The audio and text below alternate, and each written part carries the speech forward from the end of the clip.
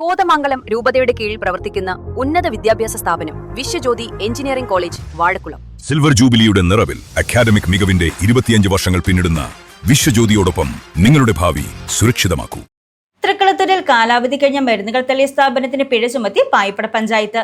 തൃക്കളത്തൂർ കാവുമ്പടിയിലുള്ള aromatics flowers and fragrances private limited സ്ഥാപനത്തിനാണ് പായിപ്പട പഞ്ചായത്ത് 10,000 രൂപ പിഴ ചുമത്തിയത്. തൃക്കളത്തൂർ കാവുമ്പടിയിൽ പെരിയാർവാലി കനാലിലും പരിസരങ്ങളിലും കാലാവധി കഴിഞ്ഞ മരുന്നുകൾ തള്ളിയ കമ്പനിക്ക് പിഴ ചുമത്തി പായിപ്പട പഞ്ചായത്ത്. തൃക്കളത്തൂർ കാവുമ്പടിയിലുള്ള aromatics flowers and fragrances private limited സ്ഥാപനത്തിനാണ് പായിപ്പട പഞ്ചായത്ത് 10,000 രൂപ പിഴ ചുമത്തിയത്. നോട്ടീസ് കൈപ്പറ്റി 15 ദിവസത്തിനകം പിഴത്തുക പഞ്ചായത്തിൽ അടയ്ക്കണമെന്നാണ് നിർദ്ദേശം. വീഴ്ച വരുത്തുന്ന പക്ഷം സ്ഥാപനത്തിനെതിരെ പ്രോസിക്യൂഷൻ ഉൾപ്പെടെയുള്ള കടുത്ത നിയമ നടപടികളുമായി മുന്നോട്ടു പോകുമെന്നും നോട്ടീസിലുണ്ട്. പഞ്ചായത്ത് 1, 23 വാർഡുകളിൽ മാലിന്യം തള്ളിയതിനെ തുടർന്നാണ് പഞ്ചായത്ത് പിഴ ചുമത്തിയിരിക്കുന്നത്.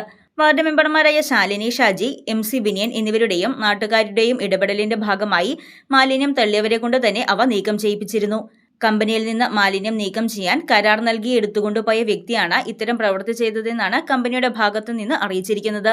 എങ്കിലും പഞ്ചായത്ത് പറഞ്ഞിരിക്കുന്ന തുക അടയ്ക്കാൻ കമ്പനി തയ്യാറാണെന്നും അറിയിച്ചിട്ടുണ്ട്.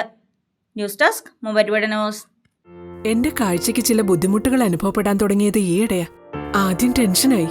മകളാ പറഞ്ഞത് അഹല്യയിൽ പോകാൻ. അഹല്യയ്ക്ക് 30 വർഷത്തെ പാരമ്പര്യവും വിശ്വസ്തതയുമുണ്ട്. അഹല്യയിലെ വിദഗ്ധരായ ഡോക്ടർമാരുടെ ചികിത്സ കൊണ്ട് എനിക്ക് എന്റെ കാഴ്ചശക്തി പൂർണ്ണമായും തിരിച്ചു കിട്ടി. ഇപ്പൊ എനിക്ക് ഈസിയായി വായിക്കാം. നേത്ര സംരക്ഷണത്തിന് നമ്മുടെ Ahalya. Ahalya foundation eye hospital, കേരളത്തിൽ എല്ലായിടത്തും.